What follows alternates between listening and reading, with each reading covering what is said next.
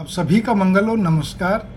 सबको मालूम है, नहीं भी मालूम है तो भी धर्म जो है वो श्रद्धा का विषय होता है। तर्क वितर्क का कोई इसमें स्थान नहीं है। अगर हम इसके अंदर कोई लॉजिक लगाएंगे, तर्क वितर्क जो भी हिंदी में बोलिए, तो उससे आपको धर्म कभी भी समझ नहीं आएगा। केवल आपको अपने एंगल से आप सोचोगे, फिर अपने एंगल से उसका अर्थ का अनर्थ निकलेगा या और अलग।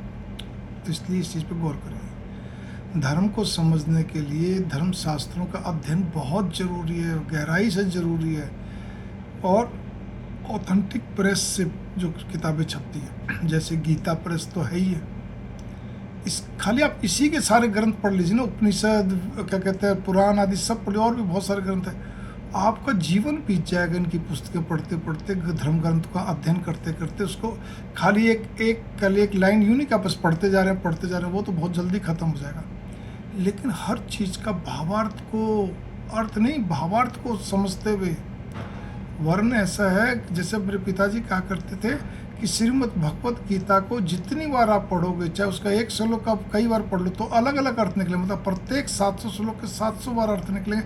आप 700 बार पढ़ लीजिए, 700 बार उसके भावार्थ अलग अलग निकलेंगे। आपके मन में स्वयं पैदा होगा, लेकिन वो लगन के साथ, उस भाव के साथ यदि आप पढ़ते हैं तो। एक होता है खाली पठन सामग्री समझ के पठनीय करके पढ़ा, तो उससे क्या होना, उससे कुछ नहीं होना। चाहे भले ही संस्कृत के ज्ञाता हो और चाहे इंग्लिश हिंदी कोई भी लैंग्वेज से ज्ञाता हो। तो पहले के समय में क्या था, तो प्राचीन समय में लोग आपस में बैठ के धर्म चर्चा करते थे। फिर भी कोई बात का हल ना निकली, या हल भी निकलता तो भी कहते कोई ज्ञानी महापुरुष के पास जाते थे, या कोई आ गया तो सुनते थे ध्यान से। पहले पुस्तकें नहीं होती थी प्राचीन समय में। अब क्या हो गया, अब आज से अगर देखा जाए तो 15-20 साल पहले, 15 साल पहले पुस्तकें बहुत थी, बल्कि 20 साल पहले पुस्तकें बहुत थी, सब कुछ था। लेकिन धीरे धीरे धीरे करते करते जनरल पुस्तकें थोड़ी कम होगी, सोशल साइट्स बहुत आ गए। अब बहुत सारी बातें उस पर आ गई, लेकिन उस पर हमारे को समझदारी ये रखनी पड़ती, कौन इसमें कहते हैं ऑथेंटिक है, कौन नहीं। तो इससे अच्छा तो ये है कि आप वापस से पुस्तकें पढ़ें। आप खाली सोशल साइट्स या जो भी है माध्यम, डिजिटल माध्यम, उसके सहारे भी ना रहें। आपको गीता प्रेस का प्रमुख गोरखपुर, गीता प्रेस गोरखपुर का प्रकाशन से छपी हुई सभी ग्रंथ पुस्तकें, उनका अध्ययन करना चाहिए गहराई से। दूसरी चीज़ ये है, फिर और बहुत सारी कंपनियां बनारस के हैं, जैसे आपका चौखंबा प्रकाशन है, आपका कहते हैं विश्वविद्यालय प्रकाशन है। इस तरह और भी बहुत सारी जो ऑथेंटिक चलती है, मोतीलाल बनारसीदास प्रकाशन है, बहुत है। मतलब साउथ में बहुत कंपनियां, अब इतने नाम याद नहीं रहते, लेकिन ऑथेंटिक। तब आपको समझ में आएगा कि वास्तव में है क्या चीज़, सनातन धर्म है क्या चीज़। बाकी सभी पंथ हैं, धर्म केवल एक, मतलब यहाँ पे उस ढंग से नहीं बोल रहा। धर्म बोल के ये जिसका आदि ना अंत, ठीक है। इसका कोई ये नहीं कि धर्म कहाँ से प्रादुर्भाव हुआ, कैसे हुआ, बल्कि यहाँ पे ये है कि आदि अनादि है। ये केवल प्रभु और मनुष्यता के ऊपर ही एक प्रकार से स्थिर है। मैं तो यही कहूँगा, मेरी समझ यही है। प्रभु वो प्रकृति, वो सृष्टि रचेता, अनंत ब्रह्मांडों के रचेता, अनंत अनंत अनंत जिसको कहना चाहिए, ठीक है ना, जिनका कोई छोर नहीं।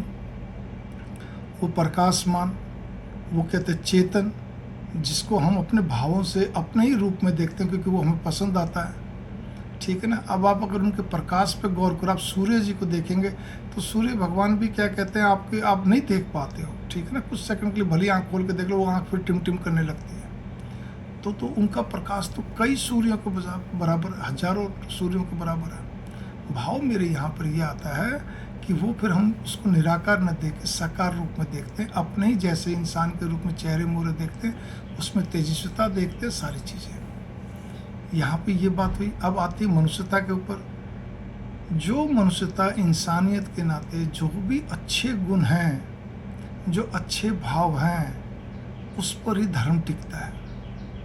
मैं फिर ध्यान देना, कोई कथावाचक नहीं, योगी महात्मा कुछ नहीं, कोई लेक्चरर नहीं, कोई नहीं, अपनी बात रख रहा हूँ जो मैंने समझा। तो इसीलिए इस चीज़ पे गौर करने की ज़रूरत है कि मनुष्यता के, इंसानियत को अपने अंदर रखना। इसका एक ही अर्थ निकलता है, चलो हिंदी में इसको और विश्लेषण करें। हमारे द्वारा किसी भी जड़, चेतन और निर्जीव, सजीव निर्जीव, किसी का भी अहित ना हो, ये प्रयास सतत रहना चाहिए, कोशिश यही रहनी चाहिए किसी को ठेस ना पहुँचे हमारे मन वचन कर्म से।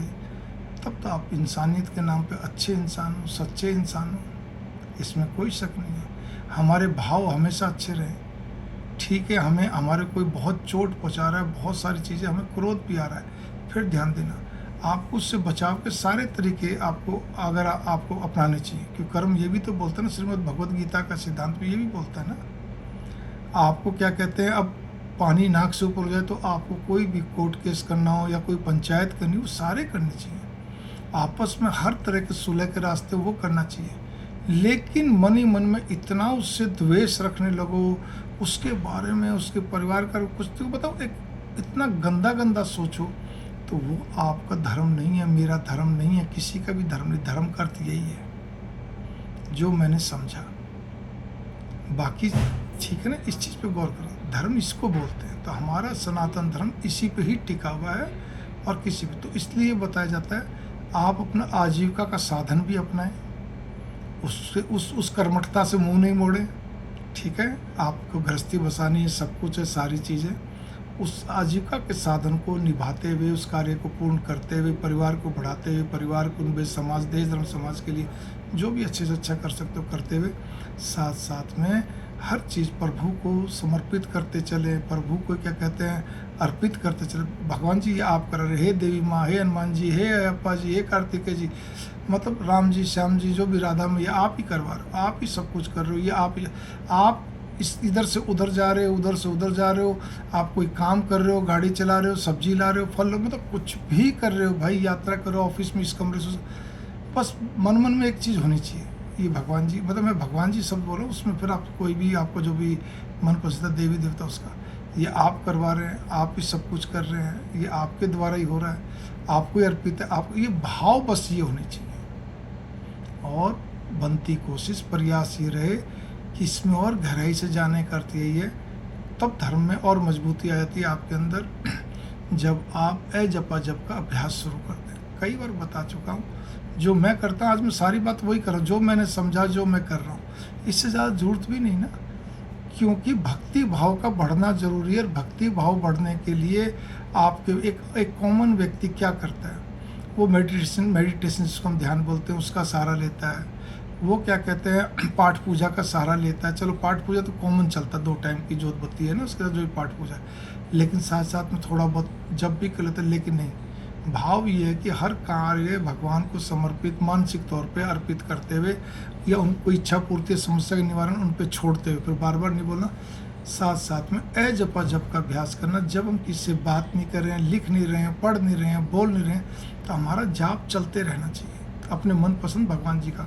वो जीवन में आखिरी सांस तक कभी भी चेंज नहीं होगा। पूजा पाठ के अंदर पाठ चेंज हो सकते हैं, चलो मान लीजिए चेंज तो क्या होता है, और बढ़ जाते हैं। आप 4 तरह के स्तोत्र कर रहे हो, 2 तरह के कर, फिर किसी ने बता दिया नहीं जी नहीं, आपको तो सिद्ध कुंजी का स्तोत्र भी करना जरूरी है, या आपको नारायण कवच का पाठ करना जरूरी है। अरे भाई, इतनी बड़ी समस्या आ गई, गजेंद्र मोक्ष करे बिना कैसे पार पड़ेगा। आप लग गए, सुंदरकांड नहीं पढ़ते तो सुंदरकांड में लग गए, ठीक है, कुछ ना कुछ करते रहते हैं, वो अलग चीज़ है।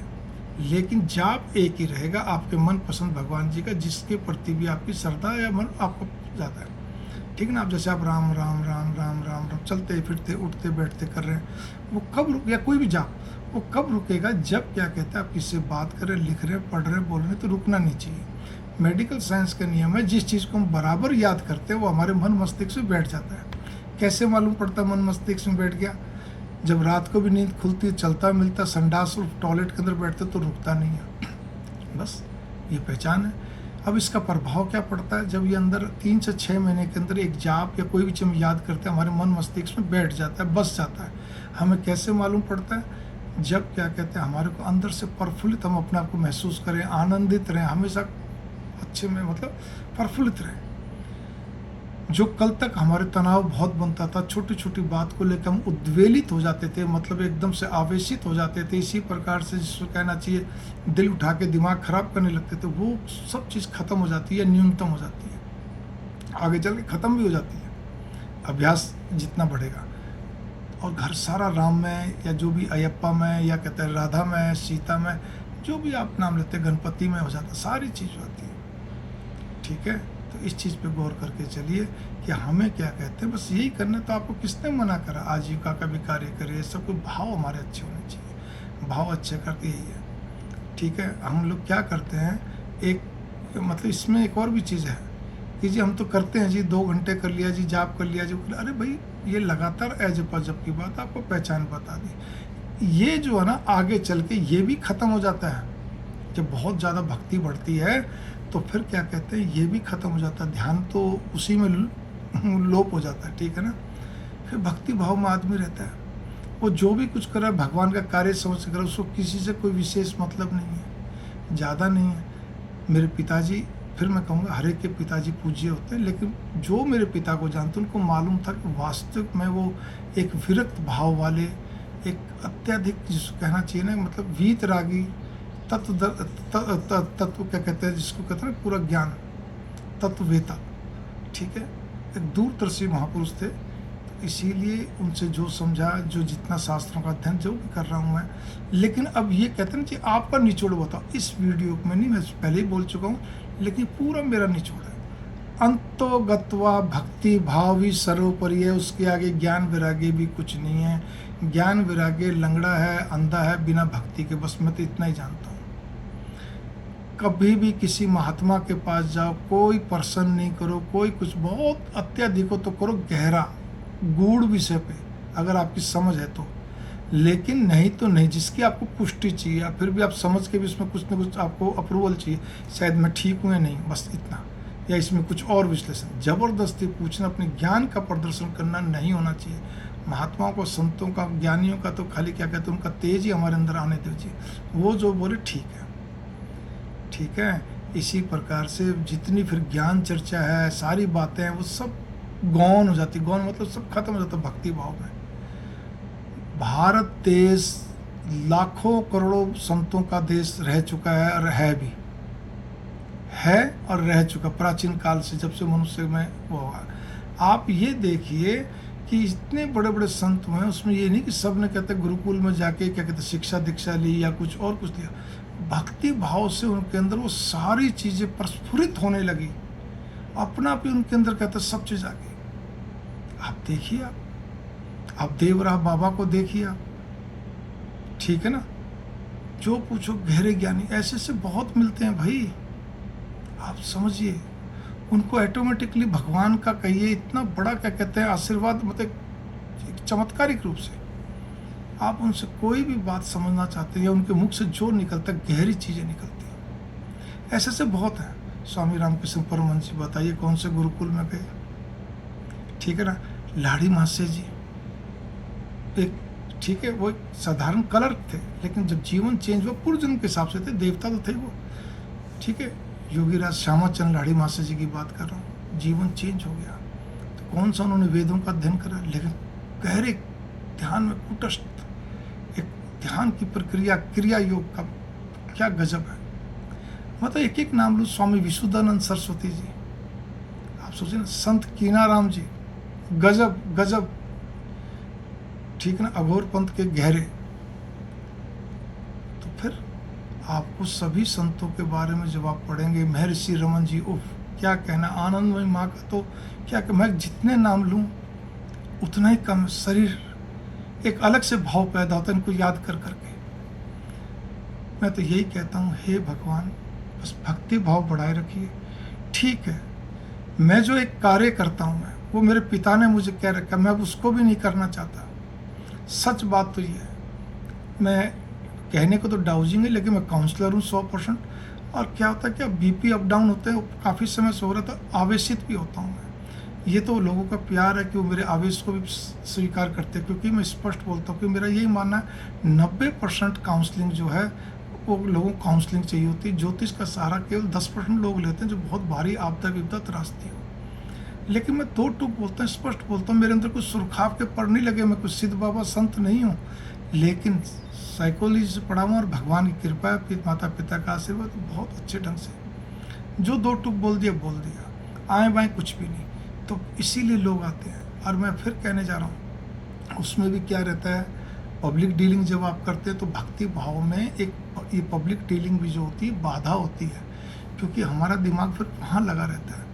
लोक कल्याण में लगा रहता है, तो भक्ति भाव बढ़ने में थोड़ी सी कसर रह जाती है। खैर एनीवे, मैं तो इतना ही कहना चाहता हूँ कि आप लोग अगर इस बात को समझ रहे हैं तो अच्छी बात है, नहीं तो मैंने तो मेरी बात आज इस वीडियो के अंदर फिर से कह दी है। भक्ति भाव से ऊपर कुछ नहीं। मीराबाई वगैरह, संत तुलसीदास, किसी को भी लीजिए, आप बड़े बड़े गुरुओं के लीजिए, योगियों महात्माओं संतों को लीजिए। आपके पास अगर गुरु नहीं तो भगवान ही गुरु कहने करती है। कोई फिजिकल तौर पे कोई गुरु बनना होगा, या कोई कहते हैं परमहंस, सिद्ध परमहंस जो नहीं है पृथ्वी पर, उनको आपका बनना होगा तो एक माध्यम बन जाएगा। नहीं तो अपना जाप करिए, अपने भक्ति भाव में रहिए, आए बाएं कुछ नहीं, किंतु परंतु कुछ नहीं, कोई शंका नहीं। भगवान आपकी पूजा पद्धति का भूखा नहीं, भाव का भूखा है। इसलिए शंका रहित होकर भगवान की पूजा करिए 2 टाइम, आप जितना भी आपका समय मिलता है, 1 टाइम जो भी है। और क्या कहते हैं, विशेष तौर पे जपा जप पे ध्यान देते रहिए, चलते रहिए, करते रहिए, अभ्यास बनाते रहिए।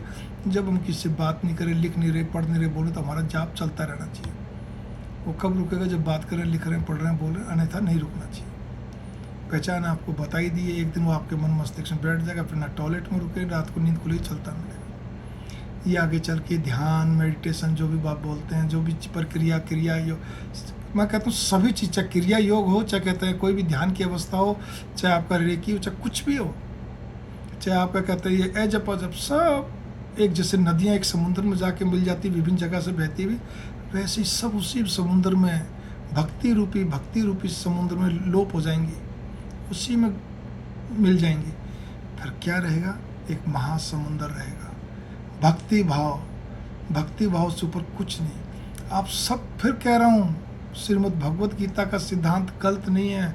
मैं गीता का मर्मज्ञ नहीं हूँ, लेकिन पिता जितना समझाते थे वो समझा कि आप काम भी करते चलोगे, लेकिन आपको किसी में विरक्ति नहीं, मतलब वो क्या कहते हैं, आसक्ति नहीं रहेगी।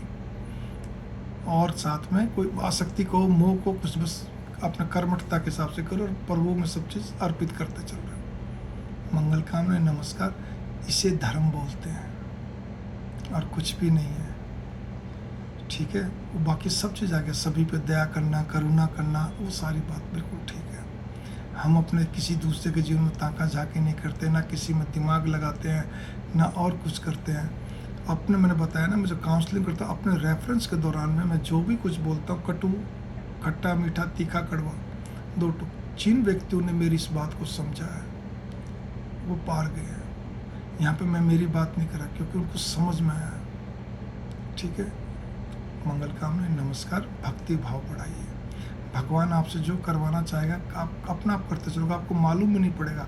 आप बहते नदी की तरह, झरने की तरह चलते रहो, बस दशा दिशा वही ठीक करेंगे। मंगल कामना, नमस्कार।